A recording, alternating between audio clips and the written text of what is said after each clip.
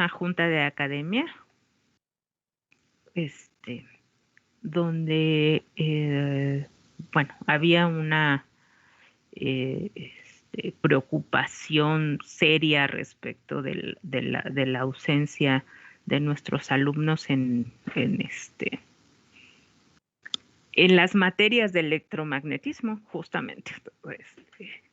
Y yo les decía, bueno, yo no tengo ese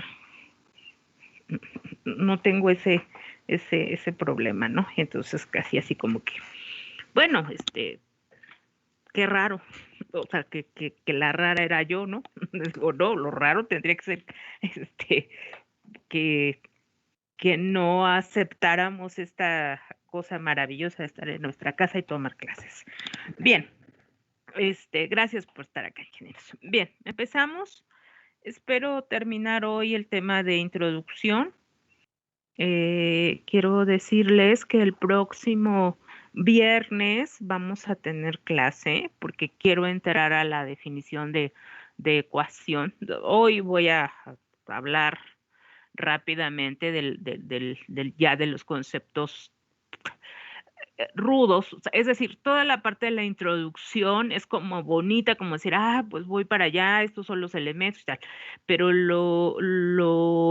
la parte de la ingeniería tiene que ver con el rigor matemático, ¿de acuerdo? Entonces no lo olvidemos, es importante. Quiero también contarles que rápidamente que acabo de salir de un examen de maestría. Uy, tan bonito, o sea, que así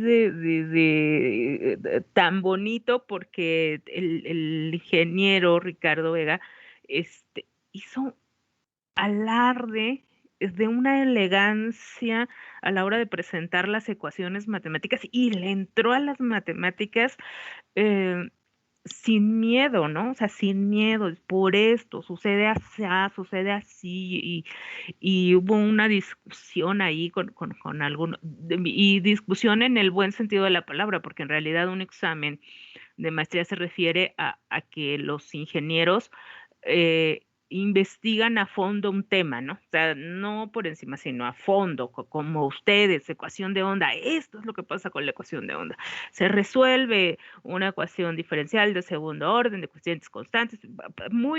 Fue muy ilustrativo, muy como desearía en general, ¿no? Para todos, que digamos, estoy aquí porque me gusta, estoy aquí porque quiero saber, ese es mi sentimiento y vengo muy contenta, muy, muy contenta, muy, muy satisfecha con la defensa y al final empezamos 7:30 de la mañana y acabamos de terminar, o sea, 2 horas y media de examen,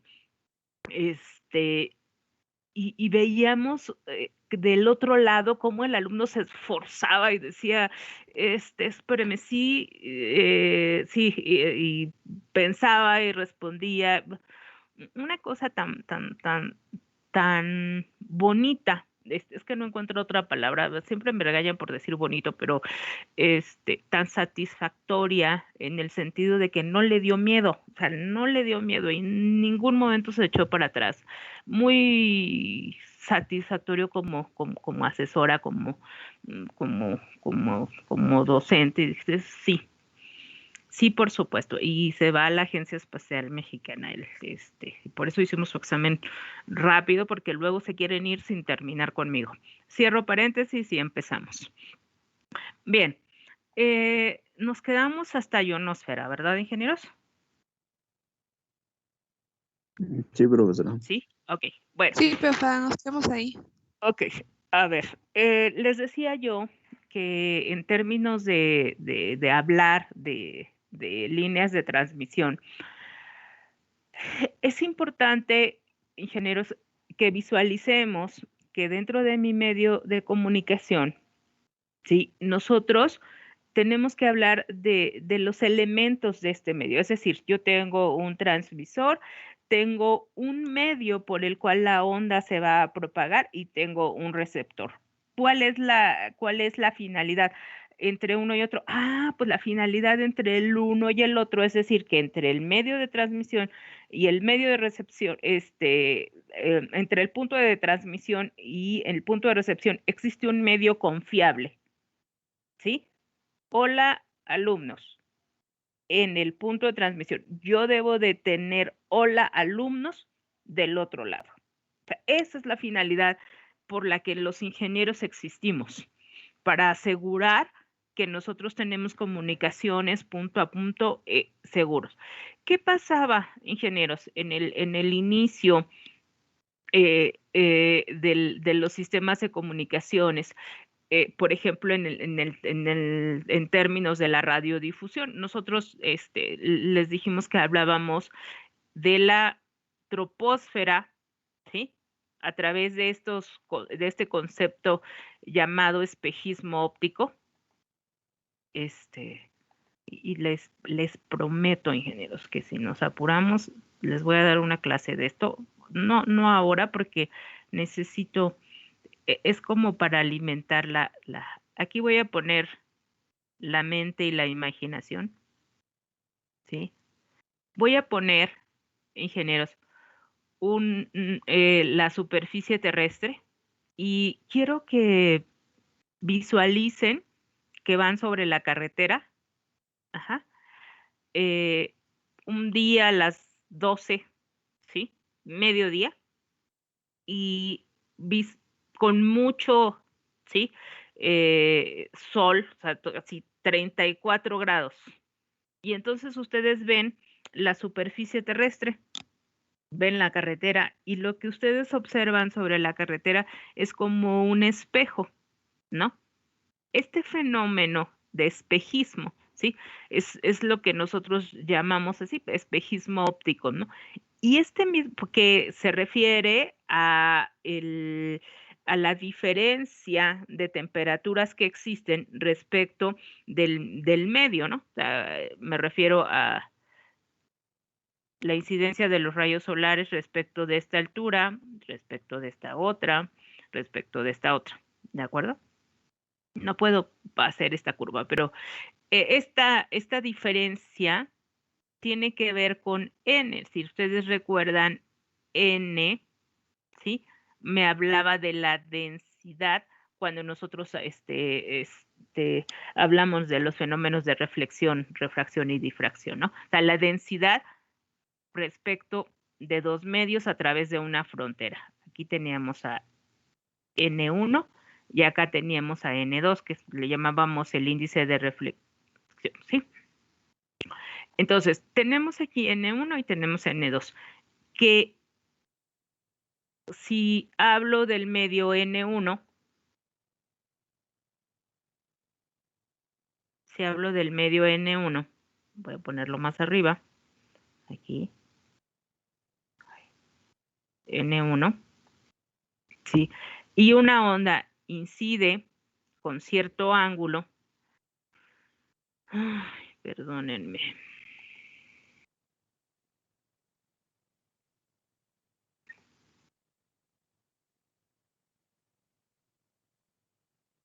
Voy a hacer algo más grande para poder manipular, porque no, lo voy a poner acá.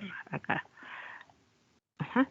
Aquí tengo a N1 y acá tengo a N2. Lo que estoy diciendo es que tengo dos medios y estos dos medios están separados por una frontera, y para tener una referencia, este es mi ángulo, ¿de acuerdo?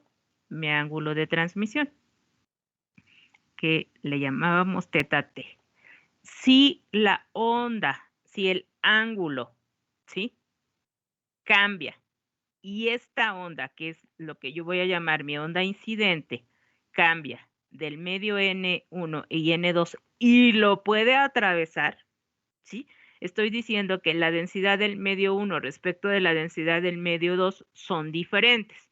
Puede ser menos denso, más denso, pero lo que yo voy a observar es que voy a tener ángulos diferentes, ¿de acuerdo? Respecto de el teta 2, ¿de acuerdo? Entonces, ¿qué es lo que pasa? Bueno, pues ese mismo concepto del que nosotros estábamos hablando por por el análisis de densidades de medios con Fresnel, ¿sí? Es el fenómeno físico natural que se usó en los inicios de los conceptos de radiodifusión y después sobre el tema de los radioaficionados. Entonces, que es como les decía, me interese en las comunicaciones. Cuando se transmiten ciertas frecuencias, que ahorita las vamos a revisar, ciertas frecuencias de operación con ciertos ángulos de elevación, ¿sí? Respecto de este punto, y aquí digo que es la superficie terrestre, ¿sí? Una de las cosas más importantes, ingenieros, sobre las que nosotros hablamos en comunicaciones, tiene que ver con ángulos. Esto es a lo que voy a llamar un ángulo de elevación. Voy a hacer otro dibujo. Lo que, por favor, imagínense que este círculo que tengo acá está en perspectiva, ¿sí? Imagínense el círculo de manera horizontal. Yo no sé cómo dibujarlo, entonces no me alcanza la posición en esta, ¿sí? Esto, sí, voy a decir, ingenieros, que tengo 360 grados y parto de aquí, ¿no? 0 grados. Respecto de este punto, voy a hablar de algo que se llama azimut. ¿De acuerdo? Este ángulo se refiere a cómo me muevo respecto de una posición 360 grados, cómo giro mi antena. O sea, imagínense que su antena, que esta antena puede girar 360 grados. Ese ángulo nosotros le llamamos azimut. Y luego, respecto de esta antena, ¿cómo se puede mover? ¿De acuerdo? A ese ángulo le vamos a llamar ángulo de elevación. Como dato, les puedo decir que, por ejemplo, en comunicaciones móviles, mi ángulo de inclinación respecto de una radiobase, de esas antenas que ustedes ven sobre las radiobases, ¿sí? Esas, como cubos que ven en la radiobase, bueno, lo dibujo, sobre las torres, ustedes ven algo como esto, ¿no? ¿Sí? Un cuadro ahí, o bien ven una antena parabólica. Estas antenas se refieren a la propagación sobre el medio. Estas antenas se refieren a enlaces dedicados, ¿no? O sea, las antenas parabólicas. Entonces, estos ángulos de esta antena que se refiere a propagación tienen una inclinación de -2 grados, ¿sí? Y la razón es muy clara, porque yo para qué quiero apuntar al horizonte si donde está la gente es abajo, ¿no? Entonces se inclinan -2 grados para poder radiar hacia el lugar donde nosotros estamos. ¿De acuerdo, ingenieros? Entonces, regresando a este punto, esto es a lo que me refiero, ángulos de elevación y ángulos de azimut. Eventualmente, cuando ustedes avanzan sobre el curso, sobre la preparación de esta carrera, diseñamos sistemas de comunicaciones, ¿de acuerdo? Y lo veremos respecto a cómo hacer. Entonces, hablando de una guía de onda no confinada, es la troposfera, ¿sí? Lograba hacer, ingenieros, que con cierto ángulo de elevación y con cierto ángulo de azimut, las ondas llegaban a una cierta altura respecto de la troposfera, que eran 11 kilómetros, ¿sí? Donde teníamos, ¿sí? Un índice de reflexión, ¿sí? N1, de tal suerte que el cambio entre este medio y este otro que nosotros teníamos hacía que mi onda cambiara de rumbo, ¿de acuerdo? Que cambiara de ángulo. Aquí viajaba un poco y regresaba hacia la Tierra. Y en la Tierra, por el fenómeno de índices de refracción, ¿sí? No, perdón, de espejismo óptico, rebotaba, ¡pop! Se reflejaba, porque en realidad el fenómeno es reflexión, pero yo espero que con rebote se acuerden. Aquí se reflejaba, acá se refractaba, se reflejaba, se refractaba. Y alcanzábamos, ingenieros, distancias continentales, o sea, dentro del continente, que les decía yo, que revisaran la XCW, ¿no? O sea, respecto de la,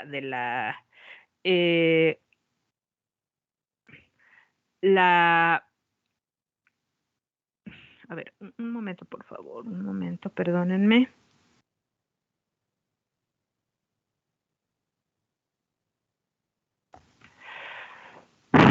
Dios. Aquí, listo.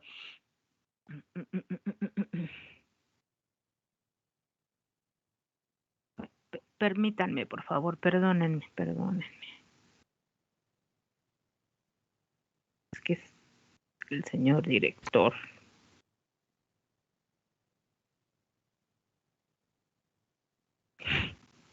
Ok, ya. Entonces, fíjense. Radiodifusión, ¿no? Fácil, o sea, yo tengo múltiples rebotes, pero recuerden que esta refracción y esta reflexión, o múltiples refracciones, difracciones, ¿sí? Tienen un problema. Y el problema, ingenieros, era que de qué dependíamos de los cambios, ¿sí? Del clima, o sea, eventualmente si está sol, si hay sol, está despejado, pues sucede que va a poder viajar sin problema. Pero ¿qué pasa si llueve? ¿Sí? O sea, uno de los mayores problemas de un sistema de comunicaciones tiene que ver, ingenieros, por la atenuación de la onda. ¿De acuerdo? ¿Y por qué se atenúa una onda? Fácil de entender. Porque esta onda que incide, parte de ella se refleja, parte de ella se transmite, ¿sí? Y aquí adelante, parte de ella, parte de la señal que llega a este punto con múltiples fronteras, ¿sí? Parte va a seguir, pero parte se va a reflejar, ¿sí? O se va a difractar en muchas ondas. Entonces, si se fijan, re, recuerden cuando llueva, respecto de la telefonía celular, ¿qué pasa cuando llueve? Pues difícilmente logramos establecer comunicación. ¿Y por qué? Pues porque justamente la lluvia, estas son las gotas de lluvia maximizadas, por supuesto, tienen este efecto. ¿De acuerdo? Entonces, o cuando ustedes están viendo la televisión, bueno, antes cuando veíamos Sky, ¿no? Porque ahora ya solo ven Netflix. Me sorprende mucho el fenómeno de estas plataformas. Pero bueno, ahí está. ¿Sí? ¿Qué pasa con estas ondas? Por las longitudes de onda que nosotros trabajamos, las magnitudes que yo voy a recibir son infinitamente pequeñas y a veces ni siquiera nos permiten establecer comunicaciones. Pues justamente cuando yo utilizo un medio no confinado, ¿sí? Cuando yo utilizo un medio no confinado, ¿qué es lo que sucede? Bueno, pues eventualmente si hay sol, podría ser, pero si hay nubes, pues el efecto de espejismo óptico no se puede dar. Y si llueve, pues todavía peor. Entonces, ¿qué pasaba? Pues sí puedo establecer comunicaciones, por supuesto que puedo con cierto ángulo y ciertas potencias, se pueden utilizar líneas no confinadas. Ah, pero ¿qué pasa si lo que necesito es seguridad? Es inseguro totalmente, ¿no? Totalmente inseguro, ¿no?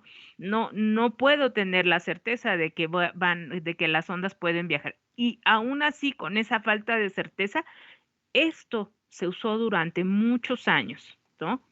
para las comunicaciones, sobre todo de radiodifusión, y también para las comunicaciones en los barcos. Luego, aquí está la ionosfera. Si ustedes recuerdan, ¿han visto Superman? La película. Ingenieros. Sí. Vale, todas. Sí, La yo que sí. sea, ingeniero. Las Yo he visto todas. caricaturas. Ah, eso. Ok.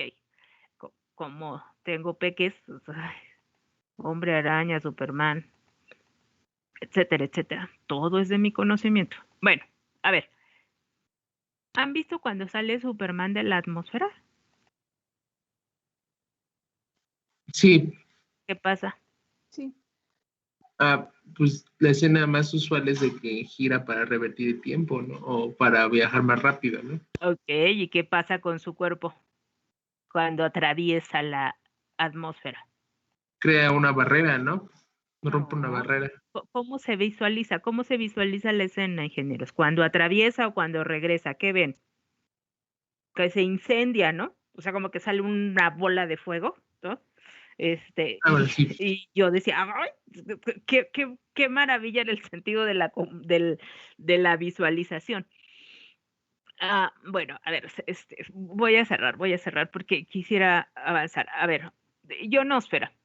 La ionosfera, ingenieros, es una capa de la atmósfera donde encontramos concentración de electrones libres, ¿sí? De 10 a la 16, 10 hasta la 26 por metro cúbico. Por favor, imagínense, ¿sí? La concentración de electrones, usualmente 10 a la 12, 10 a la 14, 10 a la 16, puede llegar hasta 10 a la 26 de electrones libres, ¿sí? Por metro cúbico. Es decir, la cantidad de energía que nosotros tenemos en esta capa de la atmósfera, que dependiendo de la hora del día en la que nosotros nos ubiquemos, puede empezar en 80 kilómetros, a veces un poco más abajo, y 800 kilómetros todavía a veces. Ahorita explico por qué a veces. Es una capa de la atmósfera de lo más inestable, de lo más dinámica de la que podemos establecer. La ionosfera, ingenieros, es una capa de la atmósfera con características muy especiales. ¿Cuál es esta característica especial? Es esto, la concentración de electrones libres. ¿Sí? Para que yo tenga electrones libres, para que existan electrones libres, estarán de acuerdo conmigo ustedes que necesito, ingenieros, materia, ¿de acuerdo? Esa materia que yo tengo acá para romper esa, esa composición atómica, ¿sí? Esta materia que yo tengo acá se refiere a las partículas del espacio libre, a los asteroides, ¿sí? A los meteoritos, a lo que viene del espacio y es atraído por la fuerza de atracción de la Tierra, pero que son partículas tan pequeñas que sí sienten la atracción de la Tierra, pero no llegan a Tierra, sino se mantienen ahí. ¿De acuerdo? Y como se mantienen ahí porque son pequeñas y no pueden ser atraídas hacia el centro de la Tierra, ¿sí? Están suspendidas aproximadamente a esta altura. Estas partículas suspendidas acá, ingenieros, son ionizadas por el efecto del Sol. Y por eso, ingenieros, por eso es que nosotros decimos que tenemos una capa que nos protege de los objetos extraterrestres y no de los ovnis, ¿de acuerdo? Entonces, ya me iba yo a desviar otra vez. Entonces, tenemos, ingenieros, que en esta capa de la atmósfera de la que yo estoy hablando, voy a tener una concentración de electrones libres que dependerá, la concentración de electrones libres aquí, dependerá de quién, dependerá de la energía del Sol, ¿de acuerdo? Voy a tener mayor o menor cantidad de electrones libres dependiendo de la actividad solar, de la hora del día. Entonces, en esta capa de la atmósfera existen subcapas. Empieza en la D, en la E y después en la F, y luego de la F voy a tener, se van a derivar un F1 y un F2, ¿sí? Y están definidas en función de la cantidad de electrones libres. Perdón por mis letras. ¿Sí? Bueno, aquí lo que quiero decir es que voy a tener un F1 y voy a tener un F2. Entonces, ¿de qué dependen estas capas? Ah, pues dependen de la cantidad de electrones libres concentrados en función de la distancia que tengo hacia la superficie terrestre. Esta concentración de electrones libres que yo tengo acá servía, ingenieros, para la propagación de una onda electromagnética a través de esta capa en función de del mismo efecto llamado espejismo óptico. Entonces aquí, esta concentración de electrones libres podía usarse de dos maneras, como un espejo para que se reflejara, se reflejara, se reflejara, se reflejara. Y tenía yo estos campos. Con esta capa de la atmósfera, ¿sí? Eventualmente nosotros podíamos comunicarnos entre continentes, ¿sí? Y una de las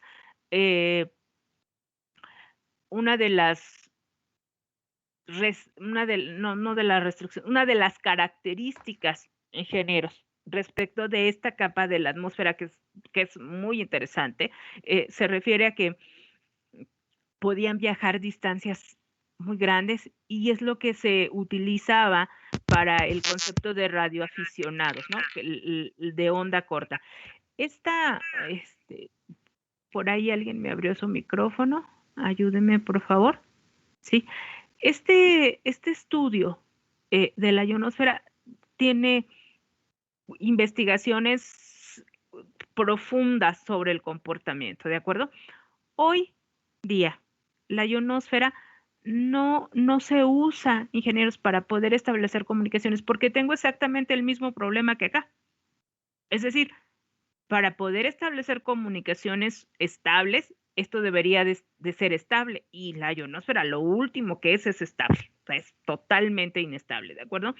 Entonces, estos saltos pues dependían otra vez de mi ángulo de elevación, de la frecuencia sobre la que yo estaba trabajando, y ahorita vamos a ver qué cosas son ondas cortas. Entonces, hoy, ¿por qué se estudia la ionosfera? La ionosfera se estudia porque justamente dependiendo de la concentración de electrones libres es que eventualmente, ¿sí? Puede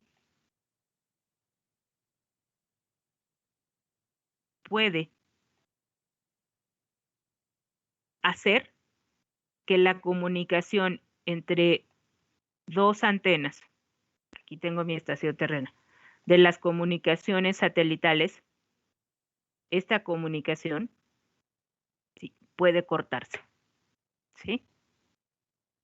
Porque existe grandes cantidades de energía liberadas por el Sol, y entonces esto se vuelve un espejo y no hay comunicación entre la Tierra y el satélite. Y recuerden ustedes, por ahí sean curiosos y entren a ver qué es una tormenta solar, y verán que es masas de energía liberadas por el Sol, por implosiones o por la muerte de una parte del Sol. Y entonces, de repente, seguramente han escuchado las noticias y de repente dicen, oh, cuidado, porque las comunicaciones, ¿sí?, satelitales pueden cortarse, ¿sí? Vamos a tener problemas con las comunicaciones satelitales. Los satélites corren peligro. Y como dato técnico, les he de decir que Solidaridad 2,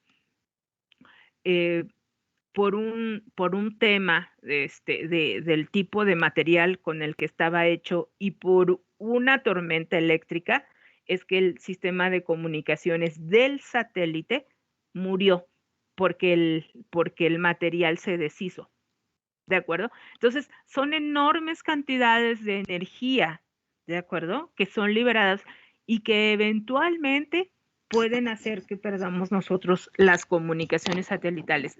O bien que los materiales con los que está construido nuestros sistemas de comunicaciones satelitales sean dañados, ¿no? Entonces, por eso hoy día se estudia la ionosfera.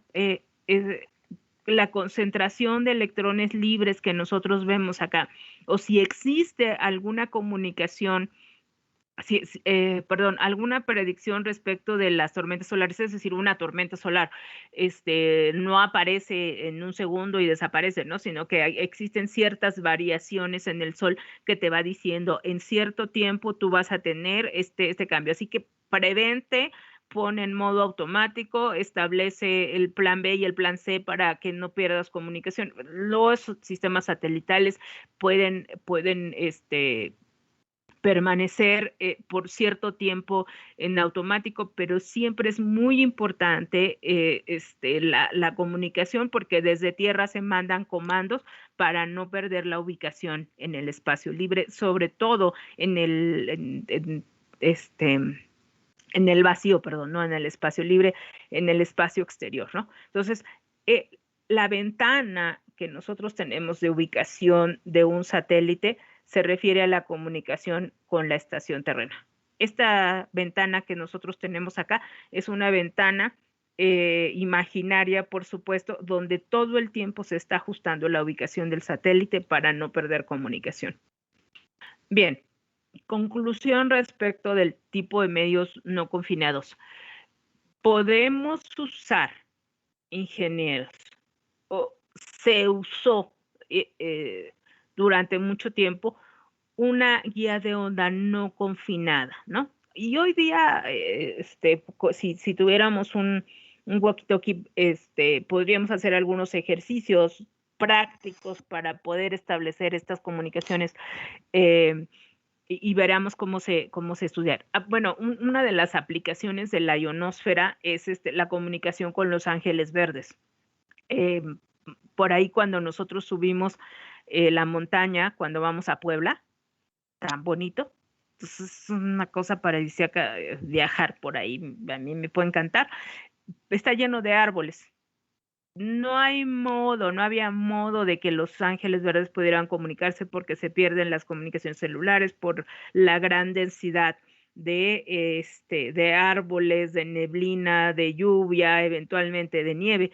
Y entonces se diseñó en la maestría una antena para que pudiéramos usar la ionosfera.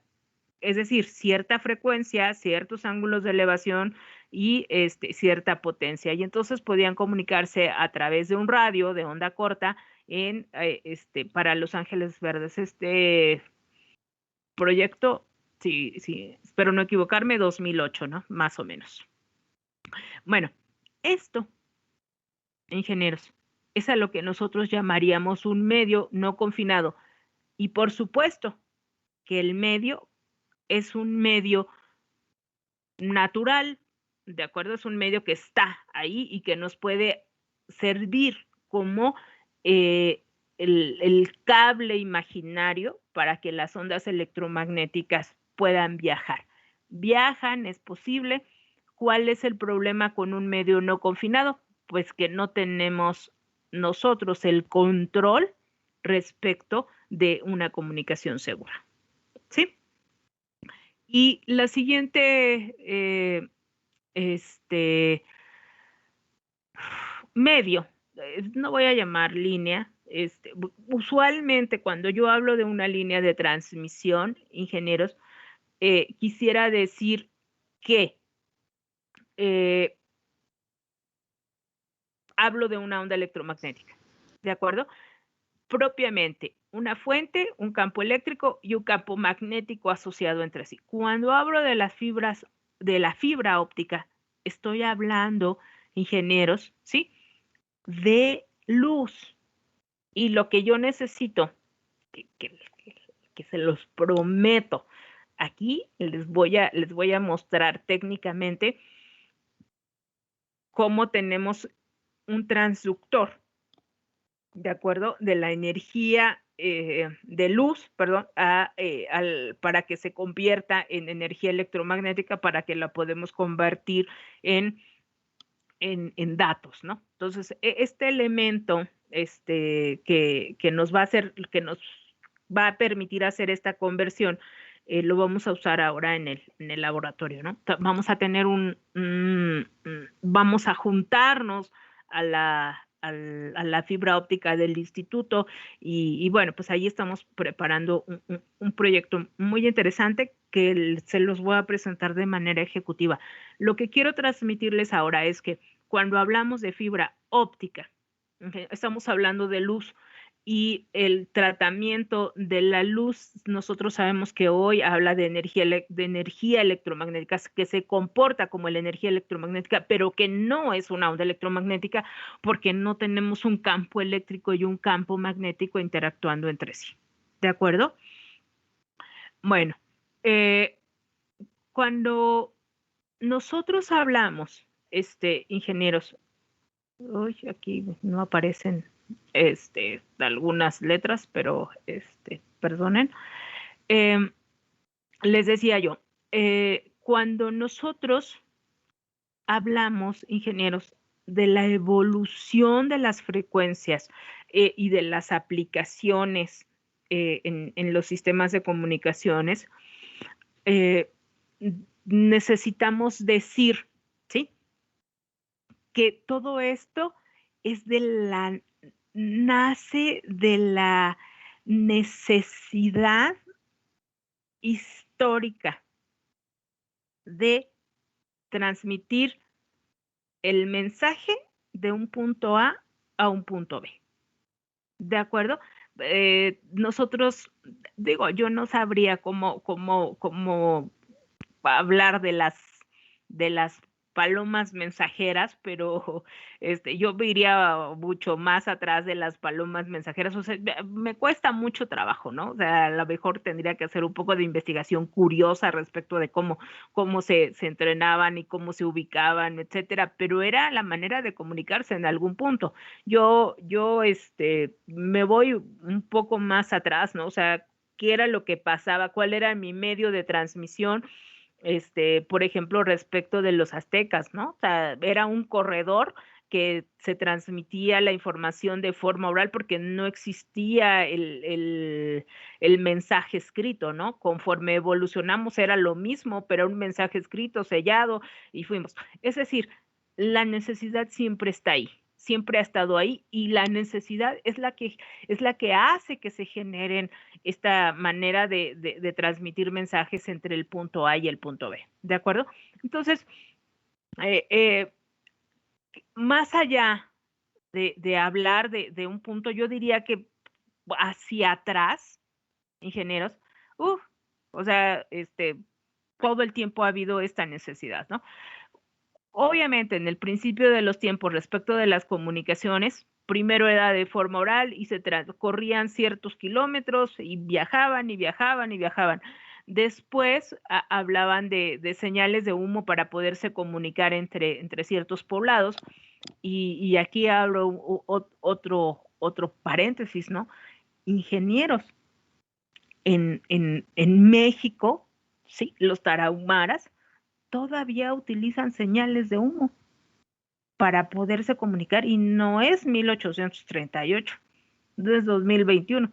Entonces ellos encienden, ¿sí?, su chismoso, que así le llaman, en la sierra del estado de Chihuahua, donde se hizo un levantamiento con los tarahumaras, con los indígenas que tenemos allá, y ellos nos decían, para llevar eventualmente comunicaciones inalámbricas de telefonía a estos puntos, y decían, no, yo no quiero que traigan a mi pueblo comunicaciones. ¿Para qué? No necesito que mis niños aprendan a matar por la televisión, no necesito que mis niños se corrompan, no necesito que mis niños, ni necesito que mi gente vea o desee algo que no necesita. Oh, ok, ¿quieren darme comunicaciones? Denme un teléfono que me pueda comunicar con los pueblos de al lado o que me pueda comunicar con el sistema de salud, pero no quiero más que eso. Yo no necesito telefonía. Oiga, pero no la necesito y punto y se acabó. Ok, de acuerdo. Y ellos se comunican con su chismoso, es decir, encienden una fogata y dependiendo del tipo de leño que ellos ponen, puede ser un humo negro, que significa que tienen un problema, puede ser un humo blanco, que significa que quieren reunirse, etcétera. Y por ahí nos decían, hoy en México existe, ¿de acuerdo? Pero si nosotros nos remontamos, pues parte de esto tiene que ver con el telégrafo, mucho de lo que se buscó era la comunicación transatlántica, ¿no? Híjole, es increíble cómo desde tiempos, desde estas fechas, no inmemorables, porque sí, por supuesto que los podemos ubicar. Igual, échense una leída, ¿verdad? Ahí en internet, a ustedes que les encanta estar en internet, hay imágenes maravillosas de los cables transatlánticos, ¿no? Que se establecen para poder comunicar a través de un medio confinado, ¿de acuerdo? ¿Sí? La comunicación entre los continentes, ¿sí? Eh, por supuesto, la energía, la invención de todo lo que tiene que ver con la energía eléctrica, ¿sí? Hace que se evolucione de manera importante. Me acuerdo mucho de este mensaje que decía, hemos terminado, estamos dejando atrás la era de la oscuridad, ¿no? Sí, muy interesante porque pues ahora muchos de los documentales de las películas lo ilustran de una manera maravillosa, ¿no? Entonces, siempre ha existido la necesidad de las comunicaciones. Como les decía, telégrafo, los cables transatlánticos, pero ingenieros, realmente lo que marca una pauta, ¿sí? Respecto de las comunicaciones globales fueron las comunicaciones satelitales. ¿De acuerdo? Eso, este es el parteaguas, ¿sí? Porque entonces dejamos nosotros, ingenieros, de hablar de forma local y nos movemos hacia la era global, ¿no? Eso es lo que es realmente el gran parteaguas respecto de esto, ¿no? Cuando yo escucho hablar, por ejemplo, de los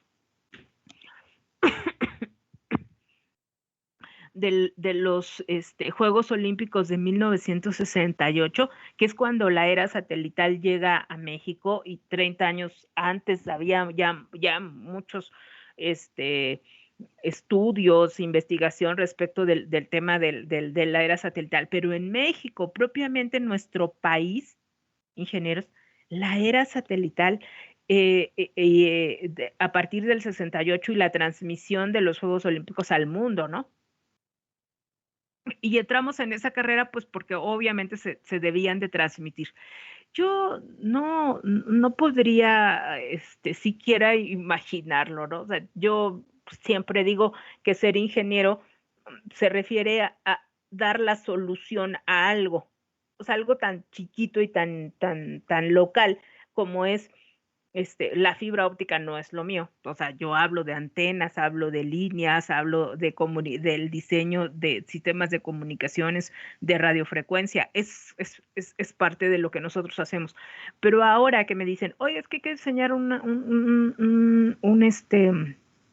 anillo de fibra óptica y entrar a la dinámica de saber, okay, y qué hace el transductor, cómo convierte la luz en energía electromagnética. Es una cosa en pequeño, proporciones guardadas, por supuesto, pero yo no me imagino, ingenieros, ser el ingeniero que implanta una estación terrena, se comunica con un satélite y a su vez hacer pruebas para que veamos que podemos repartir las comunicaciones, ¿sí? Transmitir los juegos a nivel mundo. ¡Ay, qué cosa!, ¿no? Eso es lo que hacemos los ingenieros. Esto, ingenieros, la era satelital es el parteaguas. Y por supuesto, la microelectrónica, ¿no? Hoy hablamos de nanotubos de carbono, o sea, hijos, circuitos, tabletas, etcétera. Estamos hablando de que todo todo esto que nosotros vemos en el desarrollo aeroespacial en nuestro país, ingenieros, se refiere a que, de forma masiva, ¿sí? Hablamos de las comunicaciones, que en un teléfono celular hoy, ingenieros, que por supuesto tiene que ver con los dispositivos de comunicaciones de este satélite, ¿sí? ¿A qué me refiero, ingenieros? Me refiero a que difícilmente podríamos tener en ese teléfono que tenemos y que no dejamos de ver y que dices, ¿cuánto tiempo estuviste en tu teléfono? 6 horas. Oh, ¿cómo que 6 horas? ¿No? O sea, por eso me duele mi dedo, ya no puedo moverlo, etcétera. Porque tenemos ahí la tarea, porque tenemos la reunión con los profesores, tenemos la diversión, tenemos esto, pero ¿saben qué? El amplificador de bajo ruido, ¿sí? Es el desarrollo para este satélite, ¿sí? Obviamente, la investigación que se dio acá, pues es carísima, pero ¿en dónde es aplicada? Bueno, pues en todos los circuitos, ¿sí? Hechos de manera masiva para nuestros sistemas de comunicaciones. A mi teléfono celular puede llegar una potencia por 10 a la menos 12 y puede transformarlo en energía. Este es el parteaguas, ingenieros, ¿sí? Hoy hablamos de las comunicaciones, ¿sí? De manera natural, común, etcétera. Por supuesto que con todos los rezagos de los que les estoy hablando. Es decir, estoy diciendo, ingenieros, que en México todavía hay un tema de comunicaciones a través de señales de humo y que estas personas están diciendo que no quieren comunicaciones, que no les importa el satélite, mucho menos un teléfono celular de última generación. Para ellos no es necesario. Y si me preguntan, después de esta reflexión, dije, ay, pues ¿quién no querría tener comunicación? Si lo que buscamos ahora es la inmediatez, o sea, y cuidado en mi teléfono celular, no baje el video que estoy esperando, o sea, porque ya estamos molestos, necesitamos inmediatez, ¿no? Y estos señores dicen, no, la gente que usa un teléfono celular se idiotiza. Con lo que te toca, ¿no? Y entonces, si te haces de ladito y dices, no, yo no fui. Yo no quiero, y por muchas razones, ya luego digo, ay, efectivamente, cuando ustedes y yo estábamos en clase, les decía yo, apagamos nuestro teléfono celular, no vemos nuestro teléfono celular, eventualmente permitan concentrarse acá, vean su entorno. ¿Ah? Yo escucho a mis alumnos cuando pido que abran su micrófono y quién sabe cómo se concentran. Pues escucho la música, escucho que eventualmente tienen la televisión, ¿cómo? ¿No? Todos transmitimos a las mismas frecuencias y entonces lo que existe es una superposición de señales que no me permiten escuchar a la maestra porque estoy distraído en N cantidad de cosas. Esto es a lo que hemos llegado. Hemos evolucionado de manera exponencial. Yo no puedo decir si es positivo o negativo porque he escuchado muchas versiones. Lo que sí sé es que la cantidad de datos que pueden transmitirse a velocidades imposibles hace 10 años, hoy es posible. Que el concepto miniatura cada vez es mejor. Antes yo medía antenas enormes, y las sigo midiendo porque son muchos puertos, pero ahora estoy entrando al concepto de Internet de las cosas, donde la antena es este pedacito, milímetros. Uf. Así es, ¿de acuerdo? Esta tablita les voy a pedir, ¿sí? Ingenieros, UHF, ¿sí? Entre 300 y 3000 megahertz. VHF, de 30 a 300 megahertz. Esto es a lo que ustedes se van a acostumbrar, lo van a escuchar. ¿De acuerdo? Vamos a ver que, por ejemplo, las comunicaciones celulares, 1900 megas, 2100 megas. Esas son las frecuencias de operación, ¿sí? En las que trabajan nuestras comunicaciones celulares. Es decir, frecuencias de operación muy altas, longitudes de onda de 15 centímetros. ¿Sí? De 5 centímetros.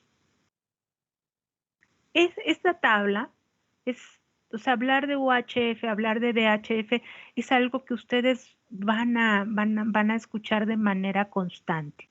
Entonces, se los encargo, revísenlo. O sea, es decir, a mayor frecuencia de operación, longitudes de onda más pequeñas. Y avanzamos hacia allá, ingenieros. O sea, avanzamos hacia longitudes de onda cada vez más y más y más y más pequeñas. ¿Sí? Fíjense. Aquí. Vean. Banda L hoy es una frecuencia de operación que se usa para las comunicaciones móviles. En el concepto de satélites es lo que se utiliza para esta telefonía tan traída y tan llevada del Internet para los más pobres. ¿De acuerdo? Y observen, ¿sí? Aquí, que conforme va creciendo en el sentido de la banda, las frecuencias de operación van aumentando. ¿Sí? Por ejemplo, banda X, ¿sí? Estas frecuencias, o sea, entre mayor sea la banda, voy a tener una mayor frecuencia de operación. ¿Y cuál es el problema? Otra vez. El problema es que cuando yo utilizo estas bandas altas, ¿sí? Cuando yo utilizo estas bandas altas, ¿qué pasa con las longitudes de onda conforme la frecuencia se va haciendo más grande? Va disminuyendo. Y si la longitud de onda es muy pequeña, cualquier evento meteorológico puede atenuarla. ¿De acuerdo? Ese es y no lo pierdan, pues no lo pierdan de vista. O sea, cuando mayor, ¿sí? En las frecuencias de operación comunes están entre la banda K, la banda X, la banda L para las comunicaciones satelitales. Pero puedo utilizar frecuencias de operación muy altas, ¿sí? Muy altas para comunicaciones intersatelitales. Estas frecuencias de operación muy altas, ¿por qué pueden ser usadas? Ah, pues porque en el espacio exterior no hay lluvia. Entonces, están en el medio perfecto, no se atenúan. Y entonces, puedo usar milimétricas, puedo usar frecuencias milimétricas.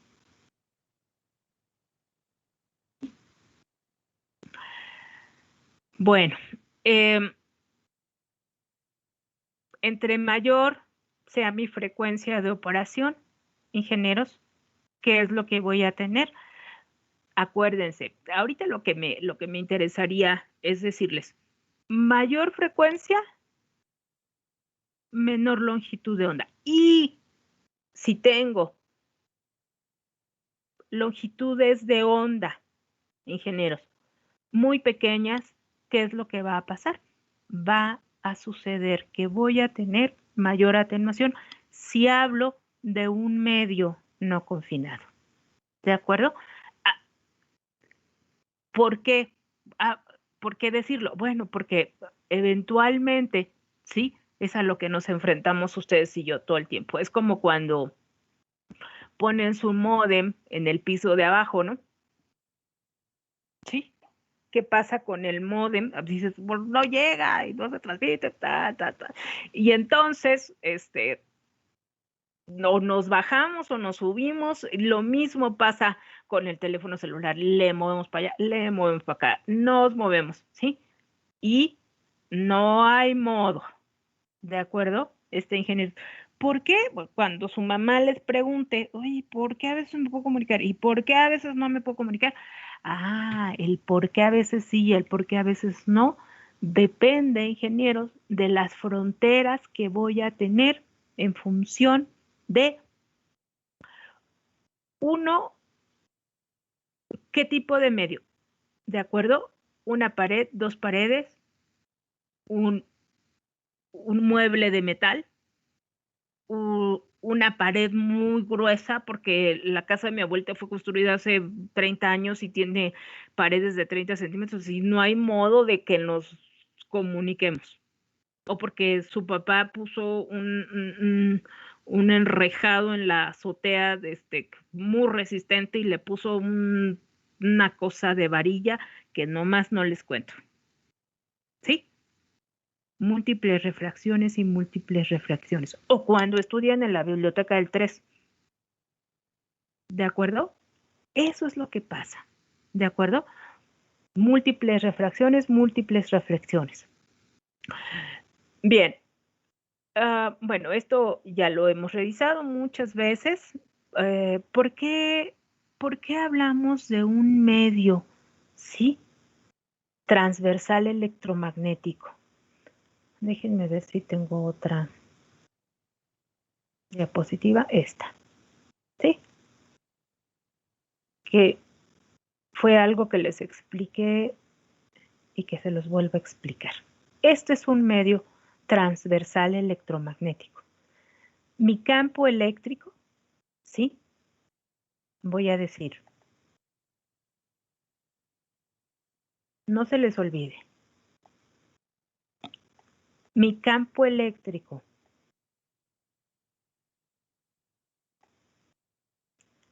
y mi campo magnético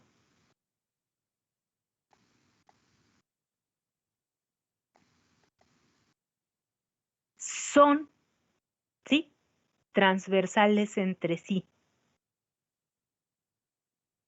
Pero además, este campo es transversal al eje de propagación y este es transversal al eje de propagación. Es decir, voy a tener un campo eléctrico y un campo magnético transversal entre sí y ambos transversales al eje de propagación. ¿Sí? Eso es lo que significa una onda electromagnética. ¿Por qué digo que es, ingenieros, un campo, ¿sí? Un modo transversal electromagnético por eso, porque mi campo eléctrico y mi campo magnético son transversales entre sí y además transversal al eje de propagación.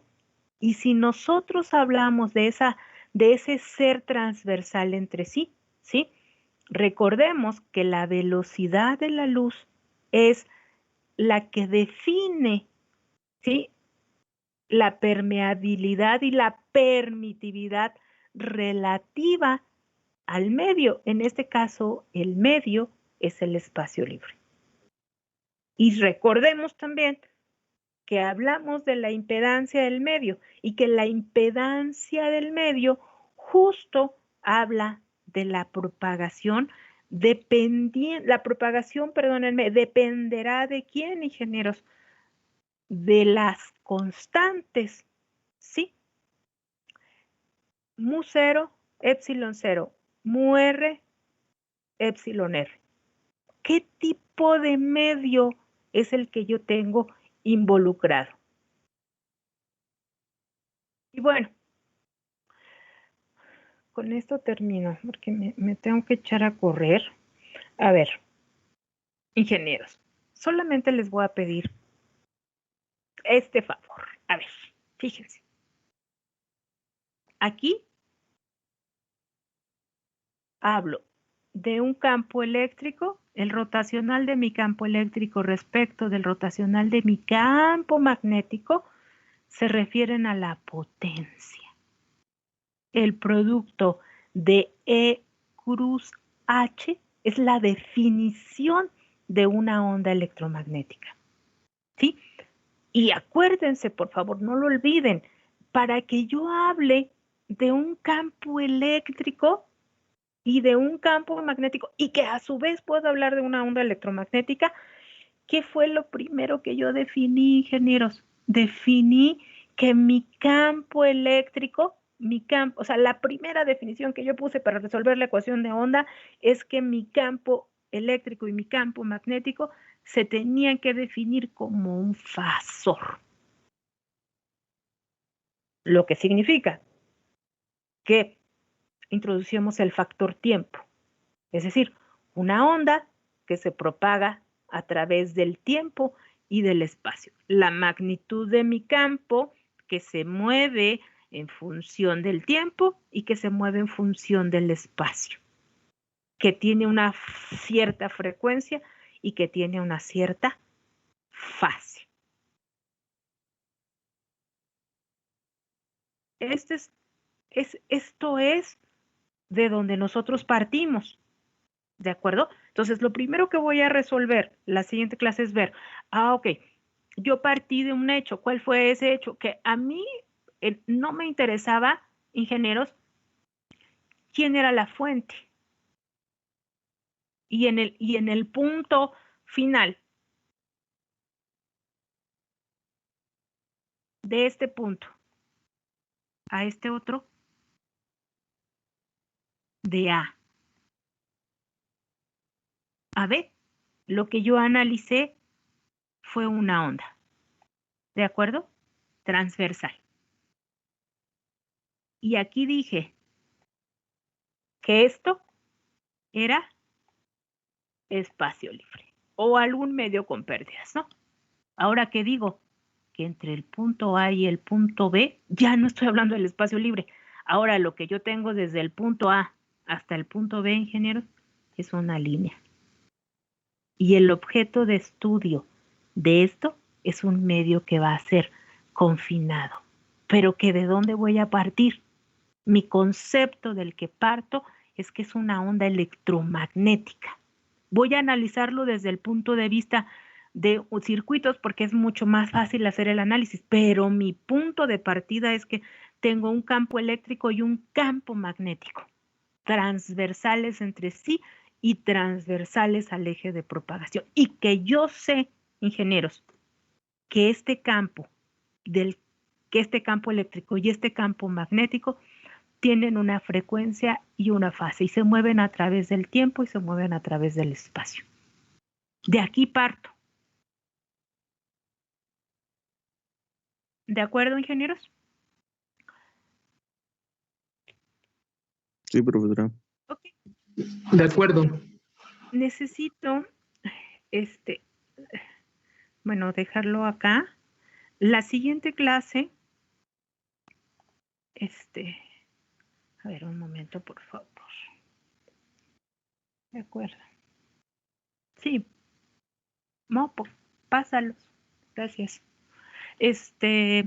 Ingenieros, muchas gracias por su tiempo. La siguiente clase vamos a analizar la ecuación de onda para campo para una línea de transmisión. Quiero que lleguen bien estudiados. ¿De acuerdo? Lleguen bien estudiados, bien estudiados. Aplíquense, ¿sí? Para que el conocimiento sea efectivo. O sea, si yo no llego estudiado, pues lo que va a suceder es que quién sabe qué cosa dijo la maestra. Parece que sí le entendí, o le entendí poquito, pero luego estudio cuando sea el examen. No sirve, es conocimiento tirado a la basura. ¿De acuerdo? Gracias. Nos vemos la siguiente clase. El próximo viernes tenemos clase. Por favor, nos vemos el viernes y cuídense mucho y estamos en contacto. Pónganse a estudiar.